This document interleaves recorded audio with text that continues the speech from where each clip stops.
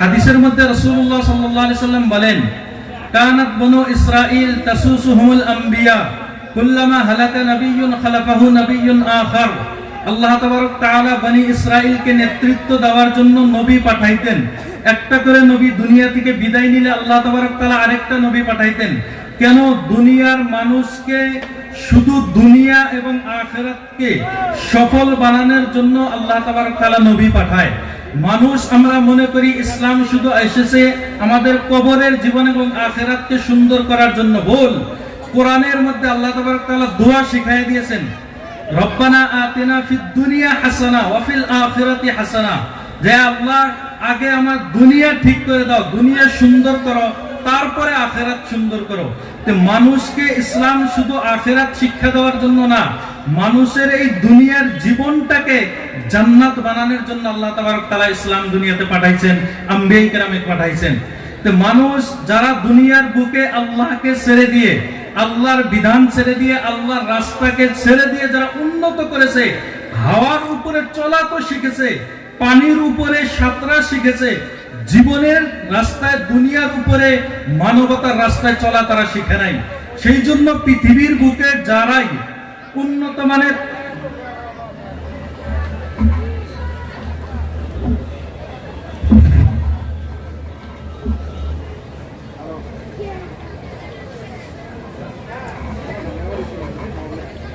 সেই জন্য দুনিয়ার বুকে যেগুলো উন্নত মানের দেশ, যারা উন্নত করেছে আল্লাহকে ছেড়ে দিয়ে, তারা উন্নতর শিখরেতে পৌঁছেছে, কিন্তু মানবতার শিখরে পৌঁছতে পারে নাই।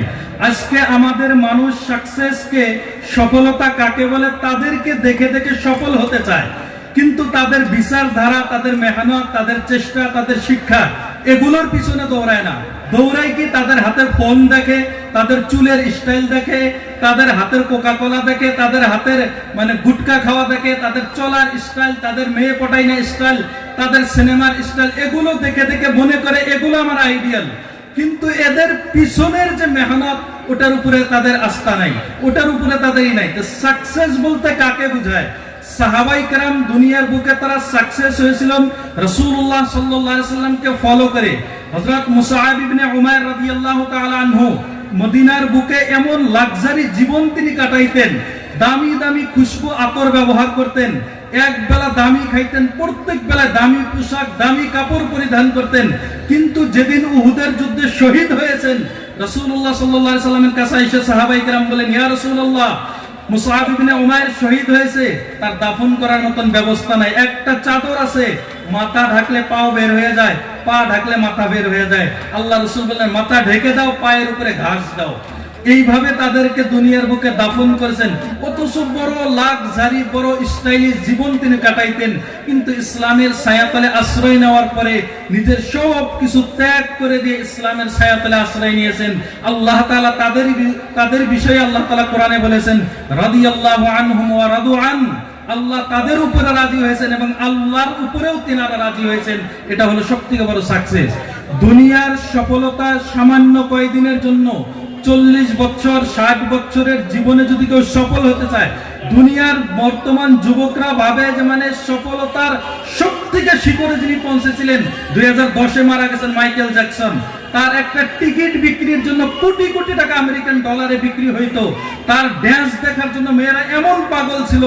আমেরিকার জায়গার মধ্যে যখন উনি 2010-এ মারা যায়, ড্যান্স শোতে সকালে উঠে ড্যান্স শো ওপেন করবে, ওই টাইমে রাত্রে মারা গেছে 48 বছর বয়সে। সাকসেস যদি এর নাম হয়, কে নাই আজকে মাইকেল জ্যাকসনের নাম? কিচ্ছু নাই, এর নাম সাকসেস না। সাকসেস তো তারা হয়েছে যারা পেটে পাথর বাঁধিছে আর দিনের রাস্তায় চলে গেছে। হাজারো বছর আগে তারা ইন্তেকাল হয়েছে, পৃথিবীর বুকে বুকে দুনিয়ার আনাচে কুনাচে তাদের নাম জপে।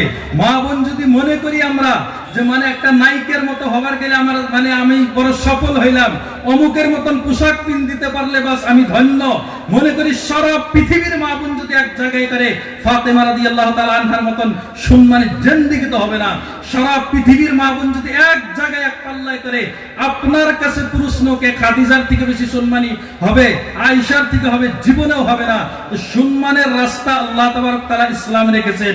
সেই জন্য মাছ যেমন পানির মধ্যে চলার জন্য আল্লাহ তাআলা মাছ সৃষ্টি করেছেন, মুসলমানকে আল্লাহ তাআলা চলার জন্য রাস্তা ইসলাম দিয়েছেন। যদি ইসলাম বাদ দিয়ে ব্যতিক্রম রাস্তায় চলে, না দুনিয়ায় সফল হবে না আখিরাতে সফল হবে। দুনিয়াতে আল্লাহ তাআলা কোনো দিক দিয়ে রাখে না।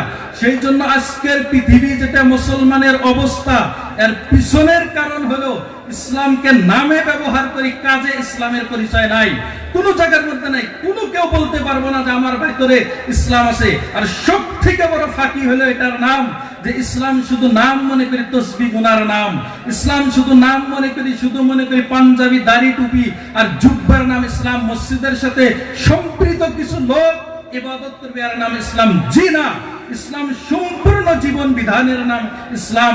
পায়ের আঙ্গুল থেকে নিয়ে চুলের গোড়া পর্যন্ত, পৃথিবীর এক টানা থেকে নিয়ে অন্য অপর কোণা পর্যন্ত প্রত্যেকটা ইঞ্চি ইঞ্চি মাটি, প্রত্যেকটা মানুষের নিজের লাইফস্টাইল থেকে নিয়ে শুরু করে, নিজের ব্যক্তিগত জীবন থেকে নিয়ে শুরু করে, নিজের ফ্যামিলিগত হোক, রাষ্ট্রীয় জীবন হোক, নিজের ব্যবসা বাণিজ্য হোক, নিজের খরচ করার বিধান হোক, নিজের ছেলে মেয়ে লালন করা হোক, লালন পালন করা হোক, প্রত্যেকটা ক্ষেত্রে আল্লাহ তাআলা ইসলামকে দিয়েছেন।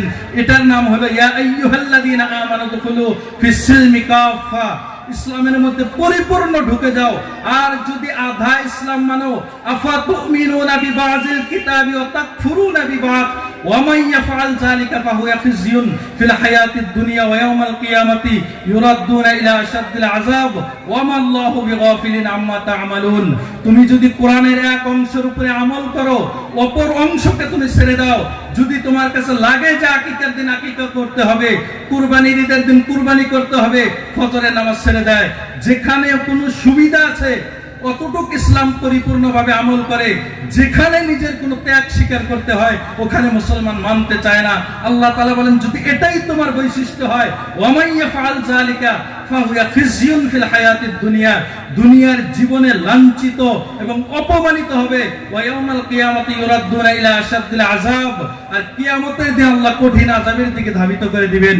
সেই জন্য আজকের পৃথিবীর আমাদের যেটা অবস্থা, আজকের এমন একটা দিনের মধ্যে আমরা বসবাস করি, এমনও যুগ ছিল সারা দিন রাস্তায় দাঁড়িয়ে থাকতো, সন্ধ্যাবেলা বটের হাটের গাড়ি যাইতো, মানুষ বটের হাট যাইতো। এমন ছিল যে কুচবিহারে যদি আত্মীয় বাড়ি থাকতো, বাবা মারা গেলে জানাজা করার মতন সুবিধা ছিল না। আজকে আমেরিকা থাক, ইউরোপ থাক, মানে জাপান থাক, ভুটান থাক, যে কোনো প্রান্তে থাক, বাবার জানাজা করার মতন সুবিধা আছে। রাস্তাঘাটের মধ্যে হাঁটা লাগে না, যে কোনো মুহূর্ত টোটো থেকে নিয়ে শুরু করে সবকিছু ব্যবস্থা আছে। খাওয়া দাওয়ার একটা করে খাবারের সাথে 10টা আইটেম, সকালে চা নাস্তা, এত কিছু সুবিধা। আর সারা জিন্দেগি আউশ ধানের ভাত খাইছে, বন্যা আসলে না খাইয়া থাকছে, এত অভাবের মধ্যে দিন কাটাইছে। কিন্তু তারপরেও সবাই বলি তখন শান্তি ছিল, এখন ছিল না। কেন? সাথে সাথে যত গুইলা আল্লাহ তাআলা যত ধরনের নিয়ামত দান করেছেন, গুনার কারণে আল্লাহ তাআলা আযাবের সিস্টেমও বড় করে দিয়েছেন। যদিও দুনিয়ার দিক দিয়ে সুবিধা দিয়েছেন, অন্তরের শান্তি আল্লাহ তাআলা কেড়ে নিয়েছেন। আর এই অন্তরের শান্তি আল্লাহ তাআলা ইসলামের সাথে, কোরআনের সাথে, আল্লাহ তাবারক তাআলার সাথে সম্পর্কের সাথে লাগিয়ে রাখছেন। আলা বিযিকরিল্লাহি তাতমাইন্নুল কুলুব। এই পৃথিবীর মানুষ যদি আল্লাহর জিকির ছাড়া, আল্লাহর রাস্তা ছাড়া, যদি আল্লাহকে মাইনাস করে দিয়ে যদি ভাবো শান্তি খুঁজবো তোমার বিল্ডিং বালাখানার ভিতরে, যদি মনে করো তোমার শান্তি তোমার পোশাকের ভিতরে, যদি মনে করো তোমার শান্তি তোমার টাকা পয়সা ইনকামের ভিতরে, নাই কোনো শান্তি। আল্লাহ তাআলা বলেন শান্তি শুধুমাত্র আল্লাহর জিকিরের মধ্যেই শান্তি।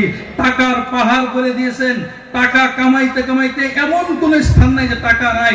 যদি আমি বলি এমনও লোক আছে যদি সকাল বিকালে 500 টাকা নোট দিয়ে সবজি বানায় খায়, তার জীবন কেটে যাবে, টাকা শেষ হবে না। অবস্থা দেখেন মনে হয় যে এমন ভাবে দুনিয়ায় বসবাস করে যে আজরাইল মারা গেছে, নয়তো হায়াত 200 বছরের নিয়ে আসছে। এই হলো দুনিয়ার অবস্থা। যদি এটা দুনিয়ার অবস্থা হয়তো মুসলমান আল্লাহ তাআলা শান্তি কেমনে দিবে?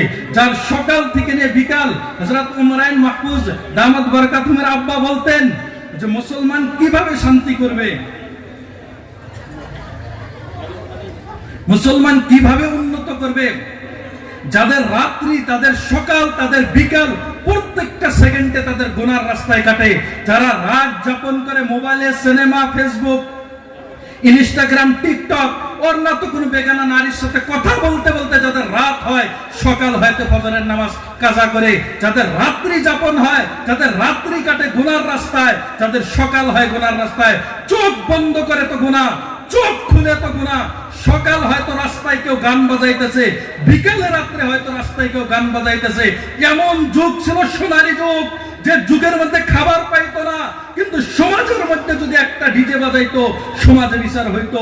এমন যুগ ছিল, সোনালী যুগ। আমার আপনার মেয়ে যদি একটা মেয়ে সাইকেল চালাইতো, সবাই দূর চোখে দেখতো যে বেহায়া নারী। একটা মেয়ের হাতে মোবাইল থাকলে 10 জনে অপবাদ দিত, কে কার মেয়ে এটা হাতে মোবাইল দিয়েছেন।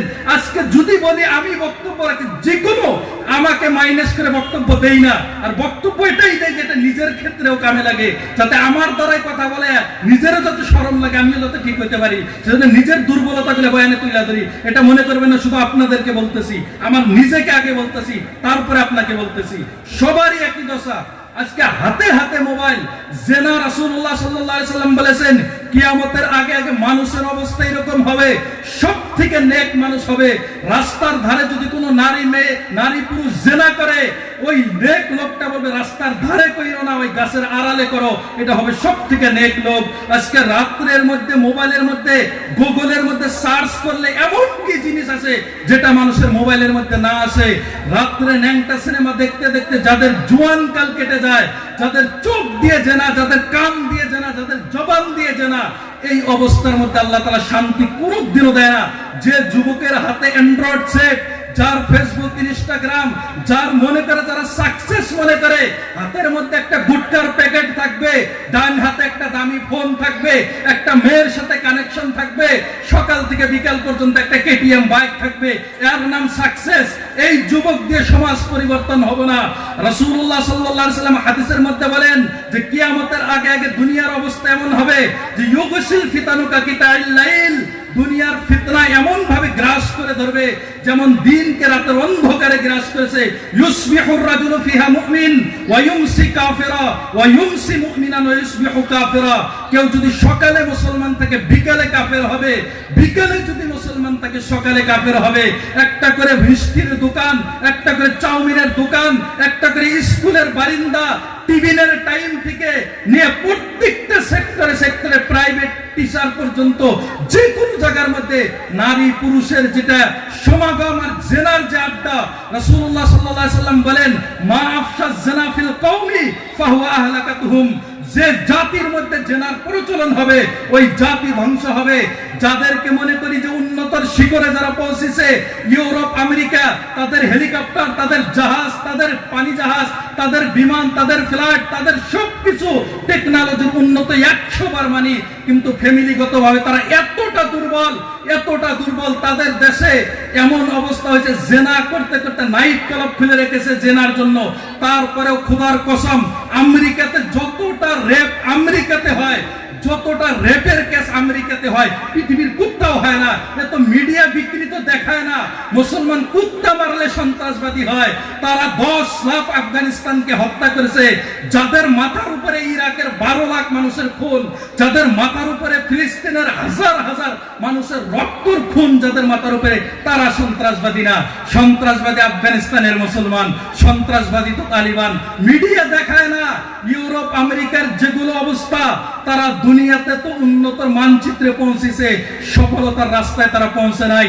এখন পর্যন্ত পৃথিবীর সব থেকে যারা ধনী দেশ, সব থেকে যারা শান্তির দেশ, ডেনমার্ক, যারা সব নরওয়ে, যতগুলা ফিনল্যান্ড, শান্তির দেশ, যেগুলো দেশের মধ্যে উন্নত মানের চিকিৎসা ব্যবস্থা, উন্নত মানের অর্থনৈতিক ব্যবস্থা, সবকিছু উন্নত, কিন্তু প্রত্যেকটা জায়গার মধ্যে সুইজারল্যান্ড সরকার তার দেশে ওভারব্রিজ বানায় না। কেন? প্রত্যেক 10 বছরে ওভারব্রিজ থেকে ঝাঁপ দিয়ে লাফিয়ে এতগুলো লোক সুসাইড করেছে, যেগুলো হিসাব করে সুইজারল্যান্ডের সরকার পায় না। আর তাদের দেশের মানুষ বিবাহ করে না। কারণ কি? বিবাহ করবে স্ত্রীর হককে আদায় করে। সকালে একটা গার্লফ্রেন্ড, বিকালে একটা গার্লফ্রেন্ড। আর আমাদের দেশের মানুষ ভাবে এটারই নাম উন্নত। ওই কেউ একটা লোক দিল্লি থেকে আসে নিজের গ্রামের মধ্যে দাঁড়ায় পেশাব করে, তো কেউ জিজ্ঞেস করছে দাঁড়ায় পেশাব করো কেন? কারে আমি চাই যে আমাদের গ্রামটা দিল্লি টাউন বানাবার, এই তোদের বিরোধিতার জন্যই করবার পাই না। মানে দিল্লিতে দেখছে মানুষ দাঁড়ায় পেশাব করে, ভাবে গ্রামে এসে দাঁড়ায় পেশাব করলে গ্রামটাও দিল্লি টাউন হবো। তা আমাদের উন্নত এটাই, আমরা ভাবি যে তাদের মতো ল্যাংটা হইলে, তাদের মতো মদ খাইলে, তাদের মতো গাঞ্জা খাইলে, তাদের মতো ড্রাগস খাইলে বলে আমরা উন্নত হব, আমরা ধ্বংস হব। মুসলমানের উন্নত হলো লা ইলাহা ইল্লাল্লাহ। এই রাস্তায় যতদিন মুসলমান ছিল, খেলাফতে উসমানিয়া হোক, খেলাফতে বনু উমাইয়া হোক, যে কোনো মুহূর্তে যতগুলো মুসলমানের সরকারি বিধান শাসন ছিল, মুসলমান পৃথিবীর বুকে রাজ করত আর দুনিয়া শান্তির ছায়া দেখতো। মানুষ মুসলমানের দিকে তাকাইতো আর বলতো যে এদের কাছ থেকে ন্যায় কোথায় পাওয়া যায় মুসলমানের কাছে, শিক্ষা কোথায় পাওয়া যায় মুসলমানের কাছে, আদর্শ কোথায় পাওয়া যায় মুসলমানের কাছে। দুনিয়া ইসলাম দিকে শিখতো। আজ পৃথিবীর মানুষ বিরাজ করা জানতো না, মুসলমানের মেসওয়াক থেকে তারা বিরাজ করা জানতো। আজকে যেগুলো বস্তু মেডিকেল সায়েন্সের মধ্যে যেগুলোতে অপারেশন করে, যে অস্ত্রপাতিগুলো, জাহরাবি নামে একটা মুসলমান এগুলো আবিষ্কার করেছে। ইবনে খুলদুন, যে যত ধরনের বৈজ্ঞানিক অস্ত্র আছে ইবনে খুলদুন, ইমামে গাজ্জালি রাহিমাহুল্লাহ আবিষ্কার করেছেন। আজ ইউরোপ আমেরিকা মানতে বাধ্য, যদি মুসলমান বৈজ্ঞানিক না থাকতো আজকের পৃথিবী যতটা উন্নত করেছে 500 বছর পিছিয়ে যেত। কিন্তু তারা উন্নত ঠিকই করেছে, কিন্তু মুসলমান শিক্ষার দিক দিয়ে আগাবে না। তারা ফলো করবে তো কি ফেসবুক চালাইতে হবে, তারা ফলো করবে কি গাঞ্জা খাইতে হবে, তারা ফলো করবে কি মদের বোতল হাতে হইতে হবে, এগুলো তারা আইডিয়াল। বলিউড, টলিউড, হলিউড যত সুপারস্টার আছে এরা তাদের হিরো। তারা বলিউড, টলিউড যত আছে এগুলো জানোয়ারের চিড়িয়াখানার নাম। প্রত্যেকটা যারা প্রেম শিখায় তাদের ফ্যামিলিগত দ্বন্দ্ব, প্রত্যেক দিন পেপারের কাগজে কাগজে দেখেন তাদের দ্বন্দ্ব। কিন্তু যুবকদের এমন উল্লু বানায় রাখছে, এমন বোকার শহরে তারা বসবাস করে, তারা বুঝাই না আমার আইডিয়াল কে হবে, কাকে ফলো করে আমি দুনিয়া চলবো।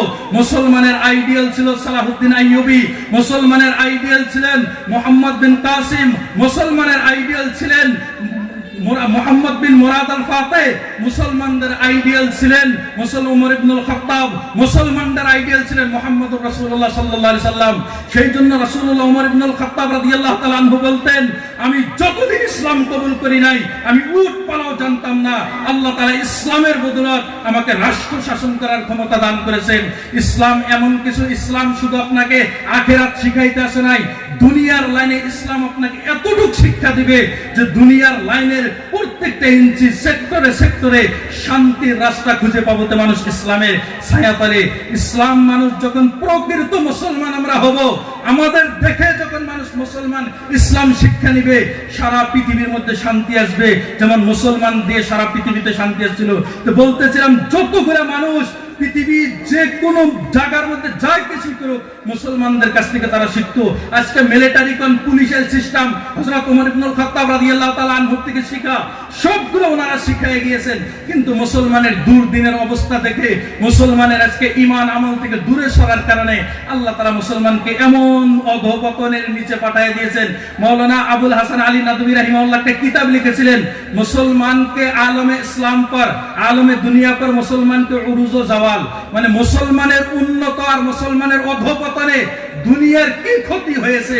কিতাব লিখেছিলেন ইউরোপ আর আমেরিকার বড় বড় বৈজ্ঞানিকরা বলেছিলেন, যদি আমাদের দেশে কোন একটা কিতাবের উপরে আমরা ব্যান করি, তা মাওলানা আবুল হাসান আলী নাদভীর এই কিতাবের উপরে আমরা ব্যান করতাম।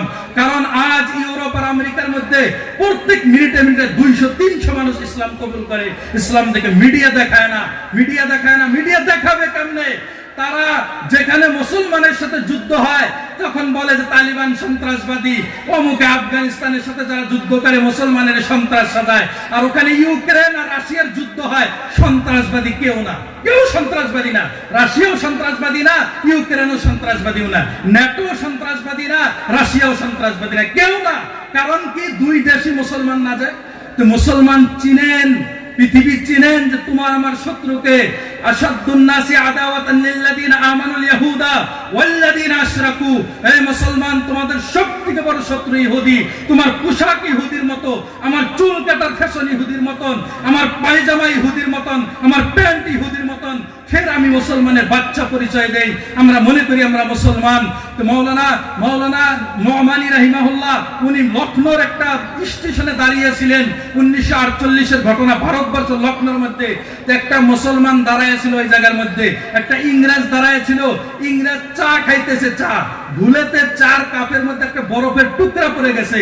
সাত সাত মুসলমান ভাবছে যে হয়তো মানে ফ্যাশন মনে হয় বদলে গেছে, চার মধ্যে মনে হয় নতুন করে বরফ দিয়ে খায়। উনি বলে যে আমার চার কাপে এক টুকরো বরফ দেন। এটা হলো মুসলমানের গোলামি। এই গোলাম জাতি কোনোদিন উন্নত করে না, চামচা কোনোদিন উন্নত করে না। যে জাতির চুল কাটা থেকে শুরু করে প্যান্ট, যাদের লং প্যান্ট, যাদের চলাফেরা সবকিছু অন্যর গোলামি, তারা কেমনে উন্নত করবে? মুসলমান তো এই জন্য এসেছে, লিনুখরিজা মান শাআ মিন ইবাদাতিল ইবাদি ইলা ইবাদাতিল্লাহি তাআলা ওয়া মিন জাওরিল আদিয়ান ইলা আদিলিল ইসলাম। ইসলাম এসেছে মানুষকে মানুষের গোলামির থেকে বের করে এক আল্লাহর গোলামির দিকে আনার জন্য, মানুষকে দুনিয়ার অত্যাচার থেকে বের করে ইসলামের ছায়াতলে আশ্রয় দেওয়ার জন্য ইসলাম এসেছে। সেই জন্য দুনিয়ার যে কোনো জায়গার মধ্যে হযরত ওমর ইবনুল খাত্তাব রাদিয়াল্লাহু তাআলা আনহু, হযরত আমিরুল মুমিনিন আবু উবাইদা ইবনুল জাররাহ রাদিয়াল্লাহু তাআলা আনহুকে ফিলিস্তিনের মধ্যে যখন গভর্নর হিসেবে পাঠায় ওনাকে, ওই জায়গার মধ্যে উনি একটা বহুত বড় একটা এলাকা বিজয় করে মুসলমানের হাতে আসছিলেন। ওমর রাদিয়াল্লাহু তাআলা আনহু পরে খবর পাইলেন যে ওই জায়গাটা অন্য ধর্মের মানুষের জায়গা, মুসলমান কবজা করেছে। ওমর ইবনুল খাত্তাব বললেন জায়গা ফিরিয়ে দাও, কারণ তাদের সাথে আমাদের চুক্তি হয়েছে, তাদের সাথে আমাদের যুদ্ধ হবে না। জায়গা ফিরিয়ে দিয়েছেন। আর ওই জায়গার অন্য ধর্মের মুসলমান, অন্য ধর্মের লোকেরা হযরত ওমর ইবনুল খাত্তাবকে চিঠি লিখে বলেছিলেন যে আমাদের জায়গা দখল করেছে, আমরা এদের উপরে খুশি আছি। যারা জায়গা দখল করেছে তাদের চরিত্র, তাদের আখলাকের উপরে আমরা খুশি আছি। আমরা আমাদের ছেড়ে তোমরা যেও না, কারণ আমরা নতুন নিঃশ্বাস নিতে শিখেছি, ইনসাফের ছায়াতলে আমরা আশ্রয় নিতে শিখেছি। সেই জন্য ইসলাম এসেছে আমার আপনার আখেরাত বানানোর জন্য না, আমাকে দুনিয়াটা আখেরাতের মতন স্বর্গ বানানোর জন্য আল্লাহ তাআলা ইসলাম দিয়েছেন। কিন্তু ইসলাম পরিপূর্ণ ফলো করলে আল্লাহ তাআলা তাহলে আমাদের ঈমান আমলের আল্লাহ তাআলা হেফাজত করবেন। যদি ঈমান আমল যদি মজবুত থাকে, অবস্থা আল্লাহ তাআলা এক রকম রাখে না। ওয়া তিলকাল আইয়ামু নুদাবিলুহা বাইনান নাস, দিন কোন সময় একরকম থাকে না। পৃথিবীর ইতিহাসের মধ্যে আল্লাহ তাআলা সরকারি পদ প্রত্যেকটা জাতিকেই দেয়, যাতে কিয়ামতের দিন আল্লাহর সামনে কেউ বলতে পারে না আল্লাহ দুনিয়ার নেতৃত্ব আমাকে দেন নাই, নইলে আমরা দুনিয়ার মধ্যে ইনসাফ শিখাইতাম, আমরা দুনিয়ার মধ্যে ন্যায়পরায়ণতা শিখাইতাম, আমরা দুনিয়ার মানুষকে শান্তি দিতাম। সেই জন্য আল্লাহ তাআলা দুনিয়ার প্রত্যেকটা জাতি, চাহে দলিত হোক, আমাদের হিন্দু ভাই হোক, বুদ্ধ হোক, খ্রিস্টান হোক, মুসলমান হোক, ইহুদি হোক, প্রত্যেকটা জাতিকে পৃথিবীর প্রতিনিধি করার মতন, পৃথিবী শাসন করার মতন ক্ষমতা দেয়। কিন্তু ক্ষমতা পাওয়ার পরে যারা অত্যাচারী পরিণত হয়, আমিনু যে তোমার যতগুলো পৃথিবীতে বিবাদ হোক, পানিতে বিবাদ হোক, যে কোনো জায়গায় বিবাদ হোক, তোমার হাতের কর্মের দ্বারায় আমরা গুনাহ করেছি, আমাদের গুনার শাস্তি আল্লাহ তাআলা দুনিয়াতে নানান রূপে দিয়েছে। অশান্তিতে দিয়েছে, রোগ বিবাদে দিয়েছে, অভাবে দিয়েছে, পৃথিবীতে ছেলে মেয়ের অশান্তি দিয়ে দিয়েছেন, সরকারি ভাবে কোনো দিক দিয়ে না দিক দিয়ে অশান্তির ভিতরে আল্লাহ তাআলা রেখেছেন আমাদের আমলের কারণে। তা আমল যদি ঠিক করি, হাদিসের মধ্যে রাসূলুল্লাহ সাল্লাল্লাহু আলাইহি সাল্লাম বলেন আরবাউন ইজা কুন্না ফিকা ফালা আলাইকা মা ফাতাকা মিনাদ দুনিয়া হিফযু আমানাতিন ওয়া সিদকু হাদিসিন ওয়া হুসনু খলিকাতিন ওয়া ইফফাতুন ফি তুমাতিন। মুসলমান যদি চারটা বস্তুর ওয়াদা করে, আল্লাহ তাআলা বলেন আমি তার ঈমানের হেফাজত করব, তার পুরো নসলের ঈমানের হেফাজত করব। এক নম্বরে যদি বলেন চারটা বস্তু কি, এক নম্বর হলো হিফযু আমানাতিন, আমার আমানতের হেফাজত করা। আমানত কাকে বলে?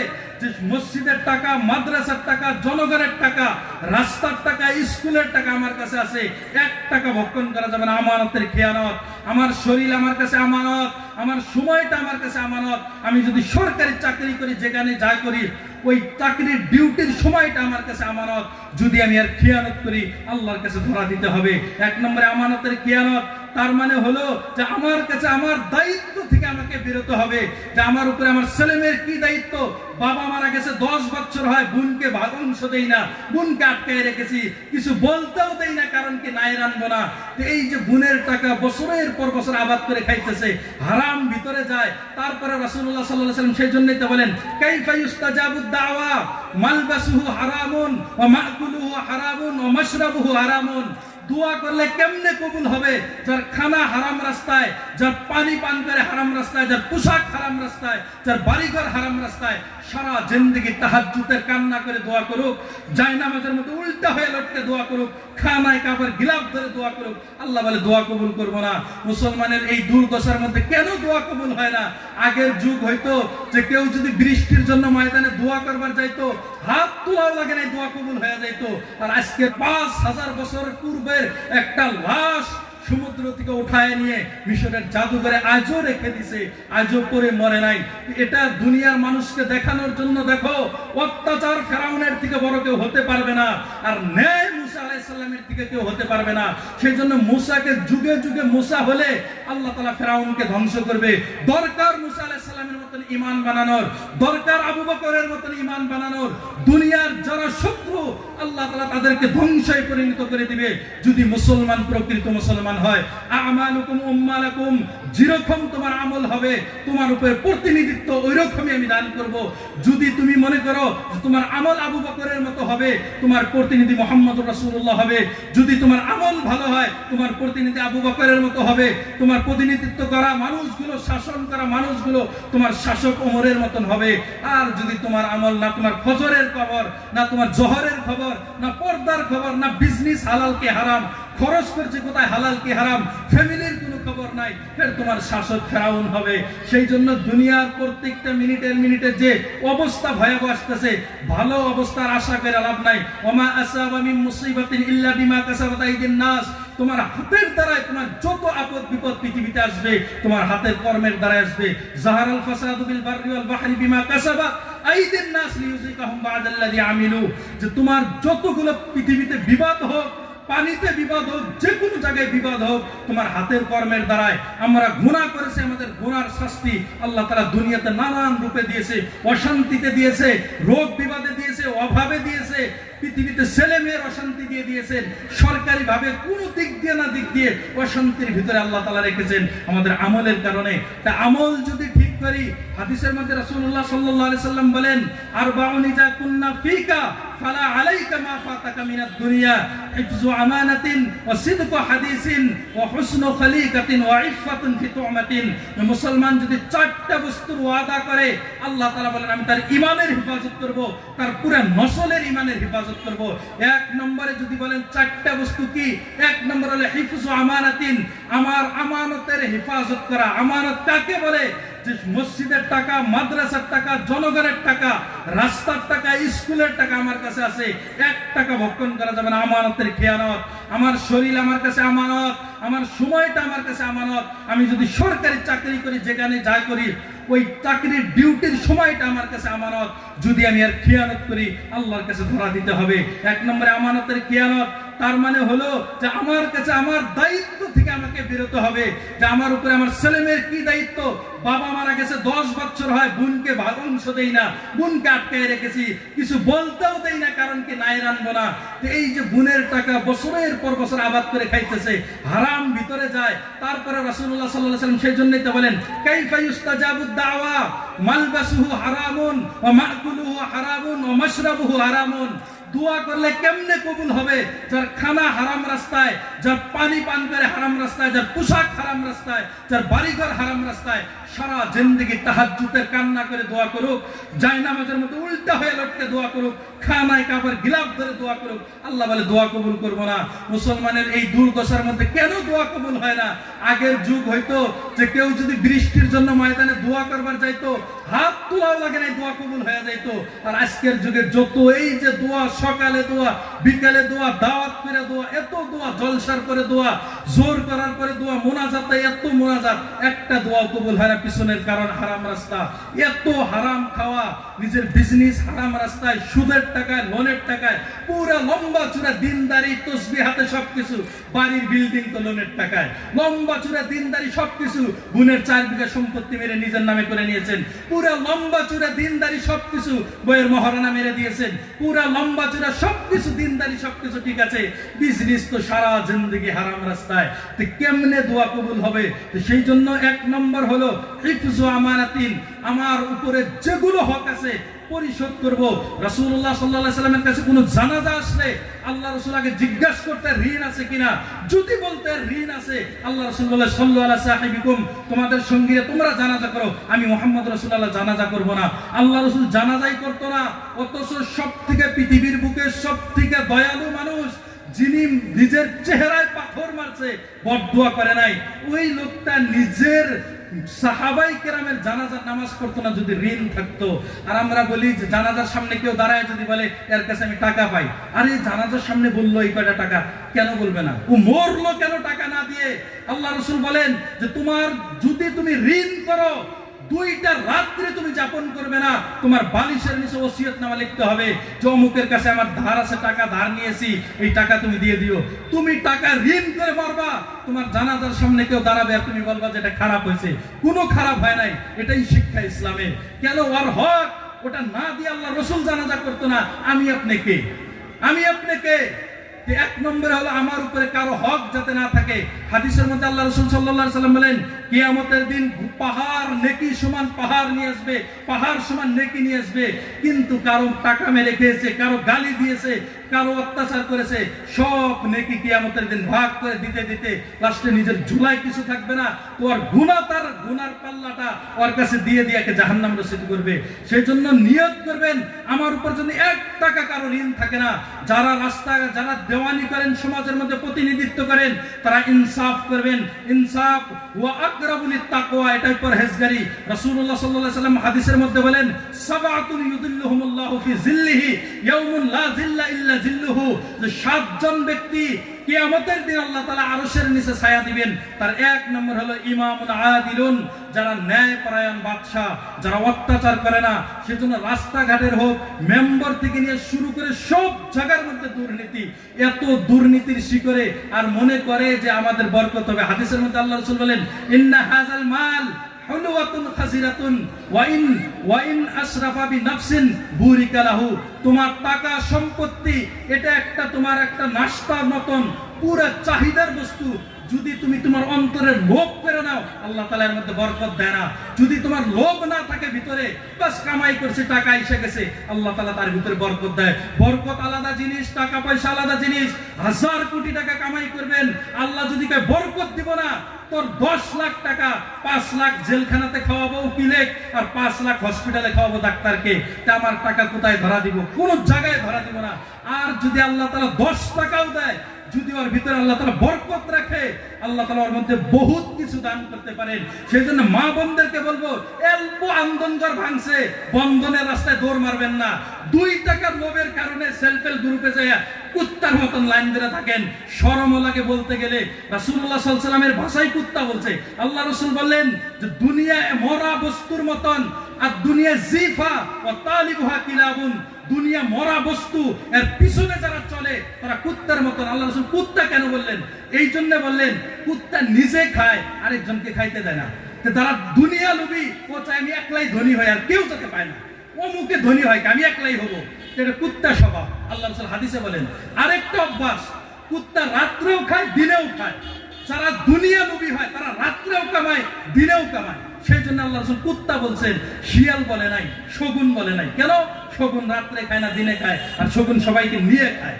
তো সেই জন্য সেলফ হেল্প গ্রুপ সারা সকাল থেকে নিয়ে বিকেল পর্যন্ত গাইল করে, বুঝছেন, যে এমক করলো, এটা করলো, আল্লাহ কি বানি সামনে এটা ওটা, অরুণা দয়ের কাছে লাইন ধরে। এই শরম সারা জাতিকে কি কই কম?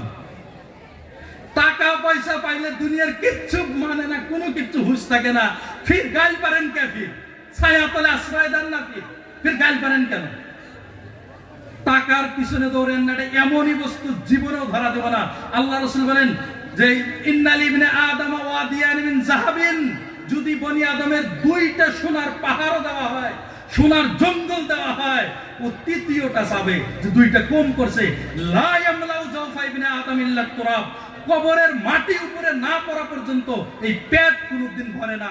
সেই জন্য পেটের পিছনে না দৌড়ে কিভাবে জাতি উন্নত করবে, কিভাবে সমাজ উন্নত করবে, কিভাবে ছেলে মেয়েকে করে দিবেন। আরে ছেলে মেয়েকে আপনি বিল্ডিং বানায় দিবেন কেন? ছেলে মেয়েকে এমন উপযুক্ত মানুষ বানায় দেন, বিল্ডিংও নিজে করবে। আপনাকে কেন লোন নিয়ে করতে হবে? আপনাকে কেন আপনাকে কেন বন্ধন করে বিল্ডিং করতে হবে? ছেলে মেয়েকে উপযুক্ত পড়াশোনার পিছনে নিজের অর্থ ব্যয় করেন, দ্বিতীয় নম্বরে অর্থ ব্যয় করেন নিজের খোরাকের পিছনে। সারা জিন্দেগি কিছু খাবে না, টাকা জমাইতে জমাইতে জমি কিনতে কিনতে জমির পাহাড় করছে, লাস্টে ডাক্তারের মুখে গেছে, ডাক্তার বলছে ভিটামিনের অভাবে লিভার ক্যান্সার হয়েছে। কারণ এই সবগুলো যে এত বছর না খেয়ে খেয়ে কিনছে, সবগুলো বেঁচে চেন্নাই যায়। তিয়ারি নাম দুনিয়া, এটা জীবনেও ধরা দেয় না। আর এটা এমনই যা বস্তু, আপনি যদি ভাবেন যে 40 বছর পরে আমার হুঁশ আসবো, হবো না কোনোদিনও। যেদিন মারা যাবেন ওই দিনও বাড়ির দেখবেন যে জাংলা ভাঙ্গা রয়েছে, যেদিন মারা যাবেন ওই দিনও দেরি বেড়ার বান দেওয়া নাই, যেদিন মারা যাবেন ওই দিনও হলদি ফুরাই না থাকবো, তেল ফুরাই না থাকবো। এটা দুনিয়া, এটা কোনোদিনও ধরা দেয় না। এটা এমন জায়গা যে মারা গেছে, যে মারা যাওয়ার বিছনায় পড়েছে, তাকে জিজ্ঞেস করবেন এটা দুনিয়া কাকে বলে। সেজন্য এর পিছনে না, কিভাবে নিজের ছেলে মেয়ে আর সমাজকে গঠন করব, ওইভাবে নিজে চলেন। প্রয়োজনে পেটে পাথর বাঁধেন, সমাজ থেকে গুণামুক্ত সমাজ গড়েন। নিজের ছেলে মেয়েকে সুশিক্ষায় শিক্ষিত করেন। শুধু শিক্ষা না, শুধু শিক্ষা না, ইমানি শিক্ষা দেন, যাতে গুনাহ করতে ভিতরে আল্লাহর ভয় এমন ভাবে গ্রাস থাকে যে একটা গুনাহ করতে, আন্ধারে করতে, 1 টাকা মানুষের হক মারতে ভিতরে আল্লাহর ভয় আছে। এটা হলো মুসলমান, এমন শিক্ষা দেন। এর নাম শিক্ষা না, শুধু এবিসিডি শিখিয়ে দিলাম, জ্যোতিপ্রসাদ আগরওয়ালা কোন দিন মরছে আর শঙ্করদেব কি করছে, এগুলো জানলে শুধু হইল না। আমাদের দেশের শিক্ষা ব্যবস্থার উপরেও কত সময় মনে মনে আফসোস হয়, হাই রে শিক্ষা ব্যবস্থা, ইংলিশ শিখতে আমি পাশ করে শেষ করছে, এই বেচারা কি শিখতো? ইংলিশ মানে এই যে গোলামির একটা সীমানা, আল্লাহ জানে। সরকার এখন মানে আমরা ছোট মোটো মানুষ কে বুঝে না।